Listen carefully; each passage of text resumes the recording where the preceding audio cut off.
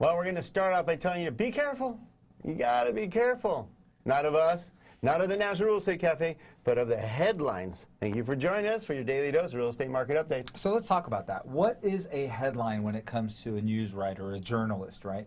The only thing they're trying to do is capture your eyeballs. It doesn't even matter if it's true. It just matters that they capture your eyeballs and that you like reading their newspaper, like the National Enquirer or Star.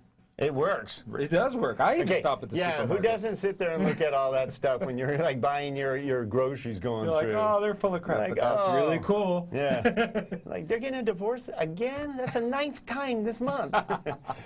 Anyway, so this next headline, this was a big one you're going to see, and you're going to hear about it. But if you were to read this, low interest rates have created a new housing bubble, it says UBS. That's you would freak out. This is Fox Business and UBS. Those are significant, reliable sources, Don. Why wouldn't I believe this?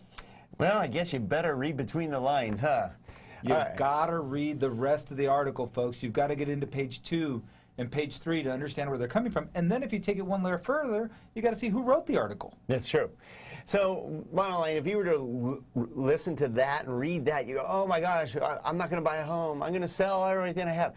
Realistically, there's certain areas, pockets around the world, basically, that are way ahead of us, meaning they had a very short supply and they didn't have the ability, because interest rates are too high there, for them to be able to purchase. Now in places like Vancouver and London and of course China. Chipotle, yeah. China, these areas basically have been hot, extremely hot. In fact, Vancouver is so hot because investors are now stepping in because of speculation that they imposed a 15% tax on all investors to purchase in Vancouver, which is... Foreign investors.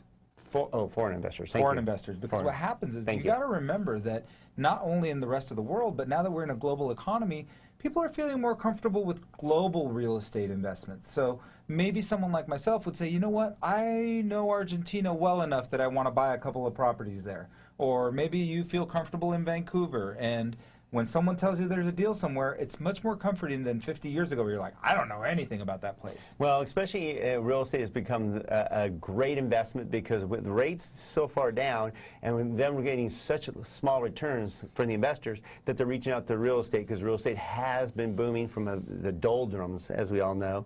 So basically, be careful because certain pockets are a little hot and they have to watch out for a slowdown. But it's not like, you know, right here in our backyard right now. Not now, not yet. And we still definitely think we've got 2 to 3 more years of a healthy real estate market here in the United States. If not more.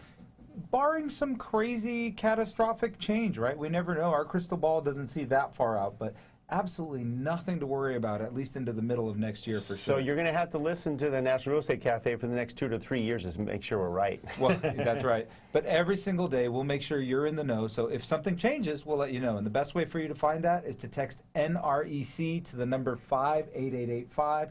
You'll get these on your phone every single day. If you prefer a website, you can go to nrecafe.com.